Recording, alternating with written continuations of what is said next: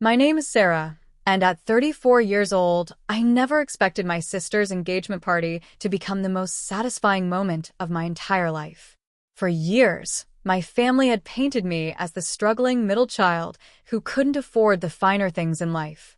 Little did they know that while they were buying designer handbags, I was quietly building an empire that would eventually take me to the highest office in the country.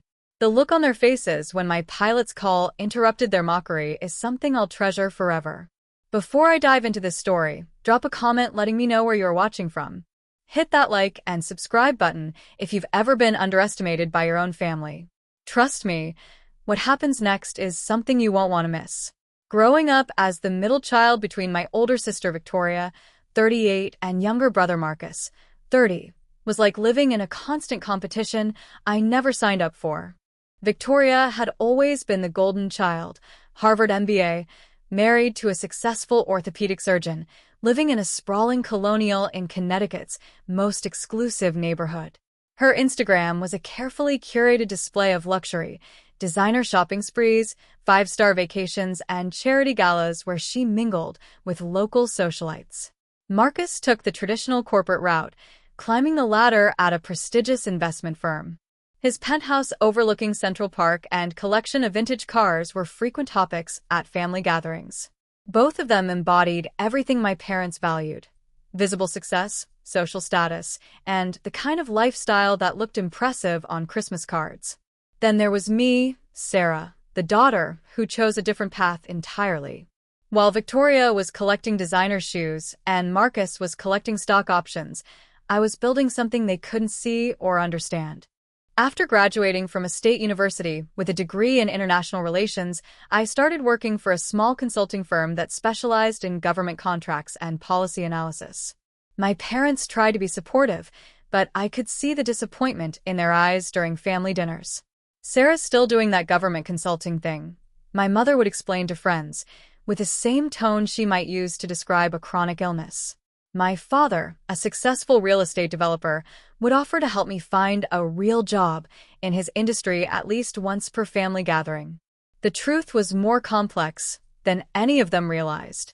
What started as entry-level policy research had evolved into something much bigger. I had a gift for understanding the intricate relationships between government agencies, private contractors, and international stakeholders. Within 5 years, I had founded my own consulting firm, Apex Strategic Solutions, specializing in high-level government advisory services. We were the company that three-letter agencies called when they needed someone who could navigate complex international negotiations.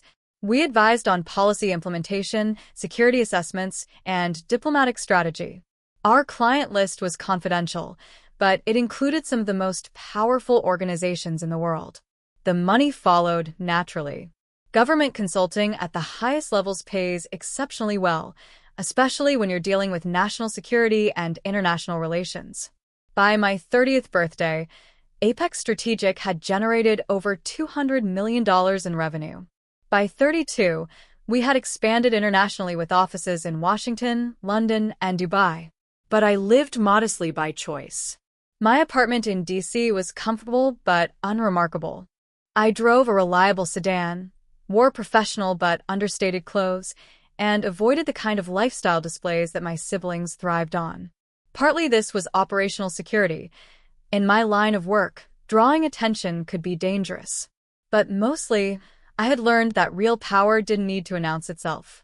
My family interpreted my modest lifestyle as proof that I was struggling financially. When Victoria bought her third designer handbag in a month, she would make comments about helping Sarah get back on her feet. When Marcus upgraded to a newer BMW, he would offer to co-sign a car loan for me. Their condescension was wrapped in concern, but it cut deep every time. The engagement party invitation arrived on cream-colored cardstock with gold embossing. Victoria and James request your presence as they celebrate their engagement at the Riverside Country Club. I almost declined. These family gatherings had become exercises in subtle humiliation, with my success measured against their material acquisitions. But something made me decide to attend. Maybe it was curiosity about how far their assumptions about my life had drifted from reality. Maybe it was the masochistic desire to see how they would introduce me to their successful friends. Or maybe, deep down, I was ready for them to finally see who I really was. The week before the party, I received a call that would change everything. It was from Janet Morrison, the White House Chief of Staff. "Sarah, we need you in Washington immediately. The president wants to discuss the Eastern European situation with you personally." I had been advising on the diplomatic crisis through back channels for months, but this was different. This was a direct request from the Oval Office for a face-to-face briefing. The kind of meeting that required my highest security clearance and would likely involve classified information that only a handful of people in the country were authorized to know. "When?" I asked, already mentally clearing my schedule. "Tomorrow afternoon. Can you be here by 2 p.m.? I glanced at my calendar. Victoria's engagement party was scheduled for Saturday evening. The White House meeting was Friday afternoon. If I flew commercial, I could probably make both, though it would be tight. "I'll be there," I assured her. "Sarah," Janet added, "bring an overnight bag. The president may want you to stay for additional meetings over the weekend. We'll have transportation arranged." That's when I made the decision that would transform my sister's engagement party from an exercise in family disappointment into the most dramatically satisfying evening of my life.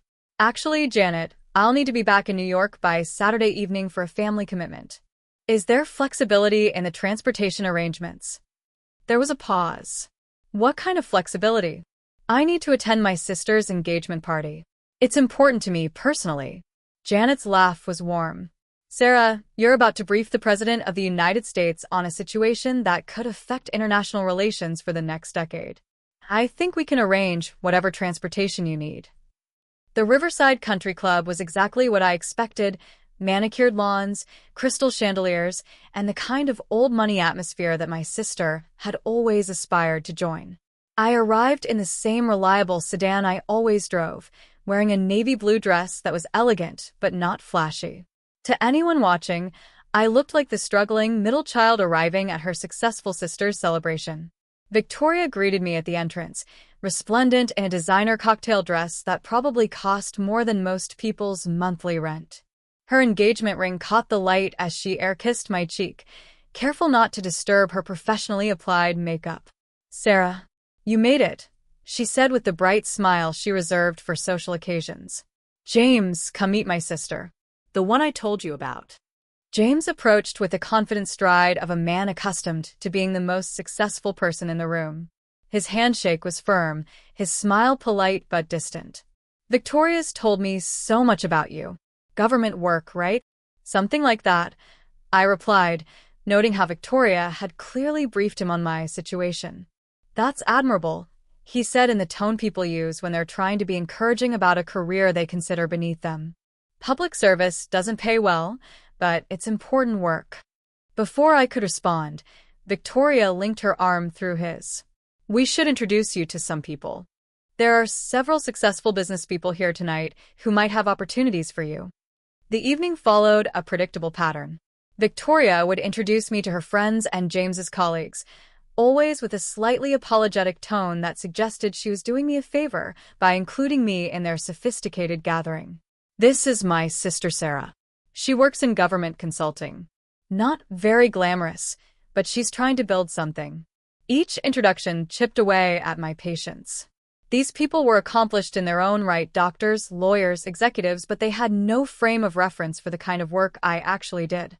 To them, government consulting suggested someone who helped people navigate DMV bureaucracy or filled out tax forms.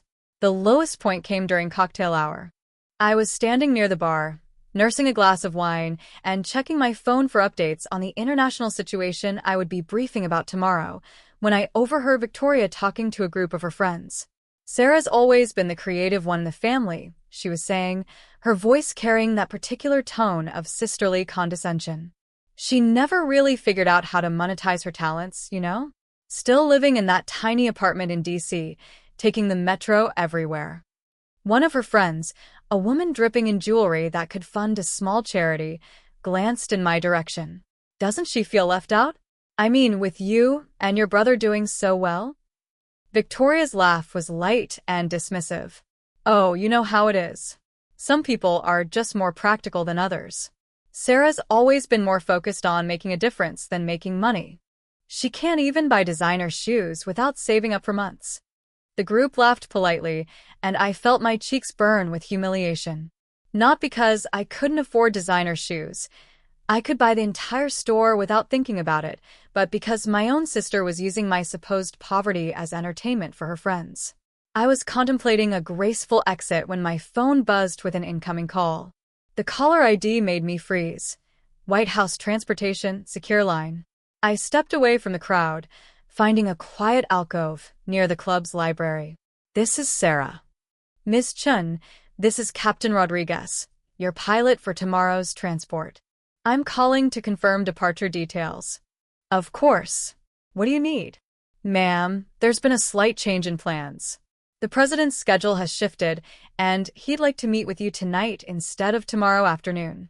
We're prepared to depart from Westchester Airport at 11 p.m. to have you at the White House by midnight. I glanced at my watch. It was 9:30 p.m. The party was in full swing, and I was supposed to stay for dinner and speeches. Tonight? Yes, ma'am.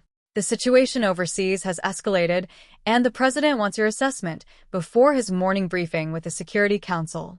I know it's short notice, but this comes directly from the Chief of Staff. I understand. I'll be there. Ma'am, one more thing.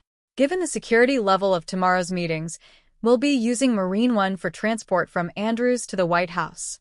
After your briefings, you'll have the aircraft at your disposal for the weekend as originally discussed. Marine One, the president's helicopter. I was going to be transported in the same aircraft that ferried the most powerful person in the world.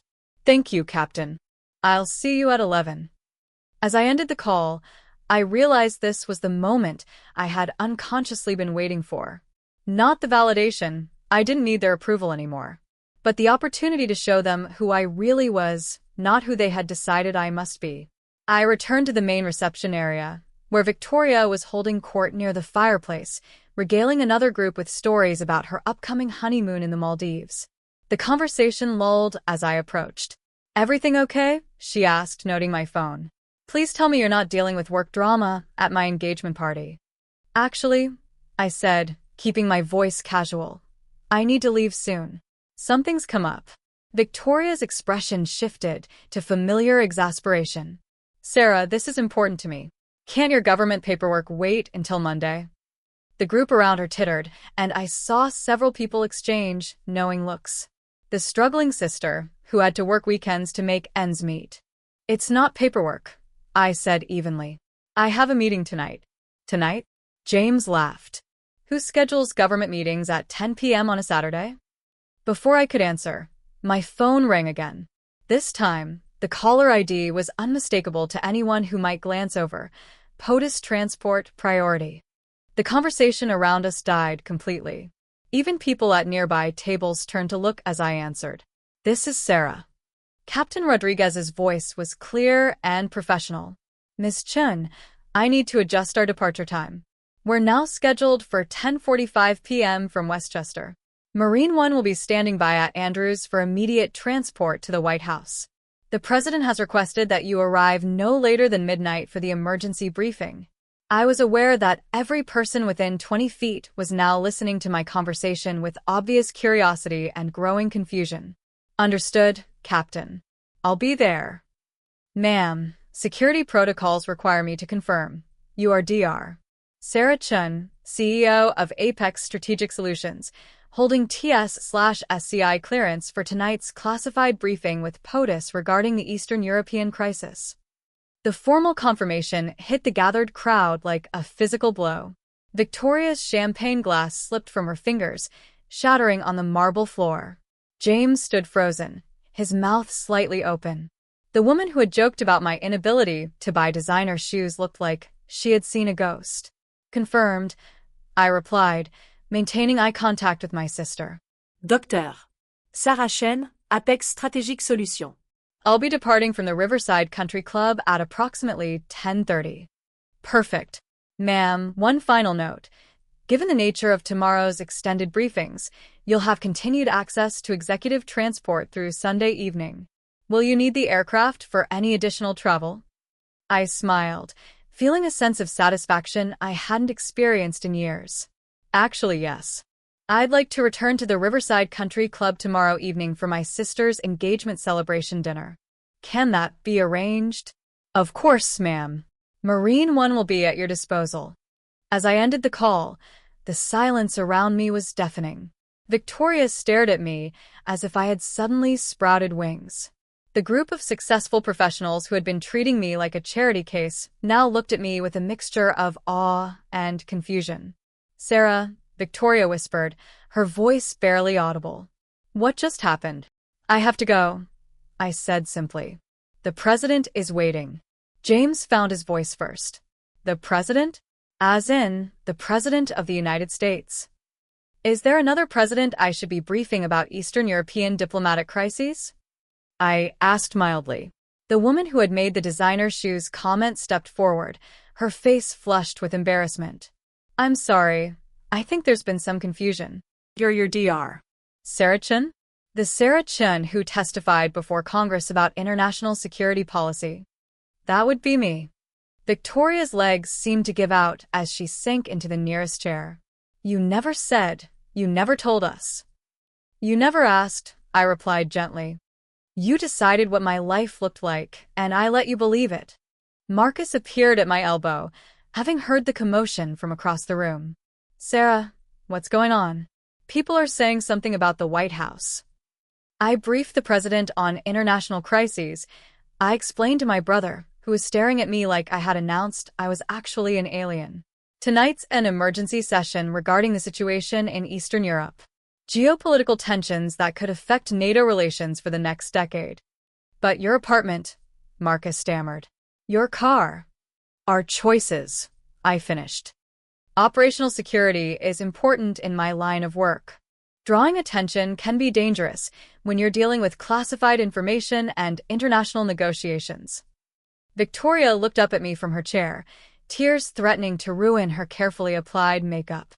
"How long have you been building Apex Strategic Solutions?" "About 8 years.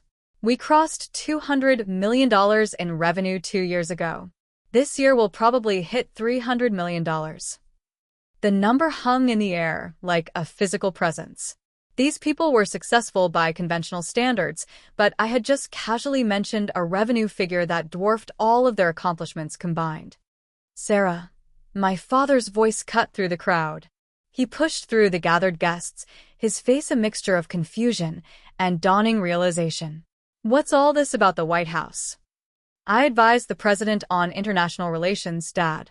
Tonight there's a crisis situation that requires immediate consultation." My mother appeared beside him, having clearly heard portions of the conversation from across the room. "Sarah, honey, are you saying you work for the president?" "I work with the president," I clarified. Apex Strategic Solutions is a private consulting firm. We advise on policy, international negotiations, security assessments. Tonight's briefing involves classified information that affects national security. The weight of their misunderstanding settled over my family like a heavy blanket. Years of assumptions, gentle condescension, and worried conversations about my struggling career suddenly recontextualized into something none of them had imagined possible. "The government consulting," my mother said slowly. "We thought you meant. You thought I helped people fill out immigration forms," I said without resentment. "I understand why. I never corrected your assumptions because, frankly, the work I do requires discretion. Most of my projects are classified. I can't discuss them at family dinners." Victoria stood up unsteadily, her engagement party temporarily forgotten. "But you never said anything. You let us think." "I let you think what you wanted to think," I corrected gently. When Marcus offered to co-sign a car loan, I didn't explain that I own 3 cars and just prefer not to drive them in DC. When you offered to help me get back on my feet, I didn't mention that I own the building my apartment is in, along with 4 others. The revelation hit them in waves. I could see each family member processing the enormity of their misconceptions. Years of Christmas gifts aimed at helping me, job offers from their friends, worried conversations about my future, all based on a fundamental misunderstanding of who I was and what I had built. The designer shoes comment, the woman who had made it said weakly, I'm so sorry, I didn't realize.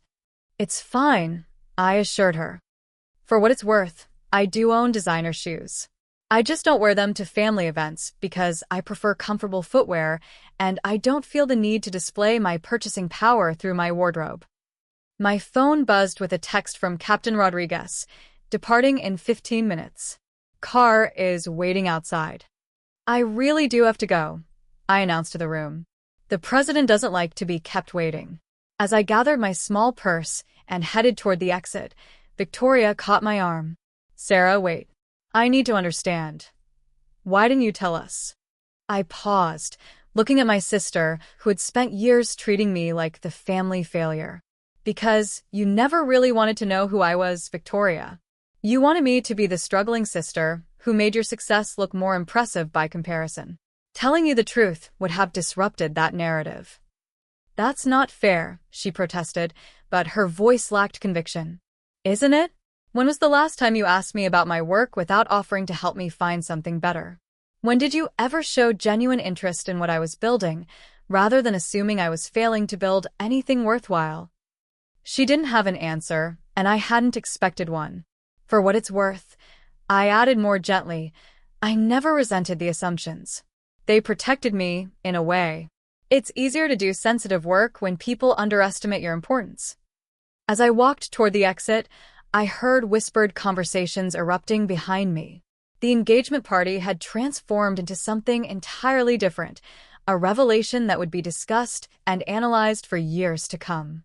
Outside, a black SUV waited with government plates and a driver who stood at attention as I approached. Through the rear window, I could see the guests pressed against the club's windows, watching as I was driven away to brief the President of the United States. The drive to Westchester Airport was quiet, giving me time to process what had just happened. I hadn't planned the dramatic revelation, but I couldn't deny the satisfaction it brought. Not because I wanted to hurt my family, but because I was finally free to be completely honest about who I was. At the airport, Marine One sat waiting, its distinctive green and white paint gleaming under the runway lights. Captain Rodriguez greeted me with a sharp salute. Dr. Chen, welcome aboard. We'll have you at the White House in 40 minutes. As the helicopter lifted off, I looked down at the lights of Westchester County below. Somewhere down there, my family was probably still trying to process the evening's revelations. Tomorrow, I would return to finish the conversation we had started, but tonight belonged to more pressing matters. The president was waiting in the Oval Office when I arrived, along with the Secretary of State and National Security Advisor. For the next 4 hours, we discussed diplomatic strategies that would affect millions of lives and the balance of international power. It was the kind of work I had been building toward my entire career, consequential, complex, and absolutely classified. When I finally returned to my hotel room at dawn, I found 17 missed calls from family members and 43 text messages ranging from apologies to demands for explanations. I would deal with all of that tomorrow, after I caught a few hours of sleep. But first, I had one more call to make. Victoria. I said when she answered on the first ring. It's Sarah. I know it's early, but I wanted you to know that I'll be back for dinner tomorrow evening. We have a lot to talk about. Sarah. Her voice was small and tired. I'm so sorry. We all are. We had no idea. I know, I said gently. And that's something we need to fix. But right now, I need to sleep. Briefing the president is exhausting work. There was a pause, then Victoria's soft laugh. I still can't believe my sister briefs the president. Believe it, I replied. And, Victoria? For what it's worth, I'm genuinely happy about your engagement. James seems like a good man, and you deserve to be happy. Thank you, she whispered. I love you, Sarah. The real you, not the version I created in my head. I love you too, I said and meant it. I'll see you tomorrow evening. We'll start over. The next evening, I returned to the Riverside Country Club in the same black SUV, but everything had changed. This time, Victoria met me at the entrance with genuine warmth and curiosity rather than condescending concern. How was your meeting with the president? She asked, and I could hear real interest in her voice. Classified, I replied with a smile. But productive. The situation is stabilizing. I still can't wrap my head around this, Marcus said, joining us in the club's main dining room. My sister advises the president on international crises, and I've been offering to help her find entry-level jobs. To be fair, I said, settling into my chair, I did let you believe that. Over dinner, I shared what I could about my work, my company, and the path that had led me to the Oval Office. My family listened with a mixture of amazement and embarrassment, finally seeing me clearly for the first time in years. So, when you said you couldn't make it to my birthday party because of work, my mother said slowly, you were actually testifying before a congressional subcommittee about sanctions policy. I confirmed. I couldn't exactly explain that over the phone. The conversation continued late into the evening, years of misconceptions gradually being replaced by genuine understanding. It wasn't easy. There were moments of awkwardness and hurt feelings as we navigated the gap between who they had thought I was and who I actually am. But it was real in a way our family interactions hadn't been for years. As the evening wound down, Victoria pulled me aside. Sarah, I need to ask you something, and I want you to be honest. Of course. Do you forgive us? For all the years of treating you like you were failing, for the condescension, for not seeing who you really were? I considered the question carefully. There's nothing to forgive, Victoria. You saw what I allowed you to see. I made the choice to let you believe what you wanted to believe. If anything, I owe you an apology for not trusting you with the truth sooner. But we should have asked better questions. We should have shown more interest in your actual life instead of assuming we knew what it looked like. Yes, I agreed. You should have. But that's something we can change going forward. 6 months later, my family had fully adjusted to the reality of who I am and what I do. Victoria and James's wedding was a beautiful affair, and this time when Victoria introduced me to people, it was with genuine pride rather than apologetic concern. This is my sister Sarah, she would say. She runs a strategic consulting firm and advises world leaders on international policy. She's absolutely brilliant. Marcus started asking thoughtful questions about geopolitics and international business, genuinely interested in understanding my world. My parents bragged to their friends with the same enthusiasm they had once reserved for Victoria's medical career and Marcus's financial success. More importantly, our relationships became authentic in a way they had never been before. When I received the Presidential Medal of Freedom for my work on international crisis resolution, my entire family was there to celebrate, not because they finally understood my worth, but because they had learned to see me as I actually am. The woman who had made the designer shoes comment at Victoria's engagement party later became one of my closest friends. She often jokes that meeting me taught her never to judge someone's success by their shoe choices, a lesson that has served her well in her own business ventures. As for the designer shoes themselves, I still prefer comfortable footwear for most occasions. But I did recently purchase a pair of custom-made heels for state dinners. They cost more than most people's cars, but more importantly, they're comfortable enough for long evenings of diplomacy. The real victory wasn't proving my family wrong about my financial situation. It was finally being free to live authentically, without hiding who I am or what I've accomplished. Success means different things to different people, but for me, it meant reaching a point where I no longer needed anyone else's approval to feel confident in my choices. Today, I still brief presidents and world leaders on matters of international importance. Apex Strategic Solutions continues to grow, now operating on 5 continents and employing over 200 specialists in various fields of international relations and security. But the most satisfying part of my success isn't the recognition or the financial rewards. It's the knowledge that I built something meaningful on my own terms, even when the people closest to me couldn't see its value. And every time I step aboard Marine One for another trip to the White House, I think about that evening at Victoria's engagement party when my family finally saw me clearly for the first time. Not because I needed their validation, but because I was finally free to stop hiding who I really am. Have you ever been underestimated by people who should have known you better? Have you built something meaningful while others assumed you were failing? Share your story in the comments below, and remember to hit that like button and subscribe if you found value in my journey. Thank you for listening, and remember, sometimes the greatest revenge is simply being exactly who you are, regardless of what others think they see.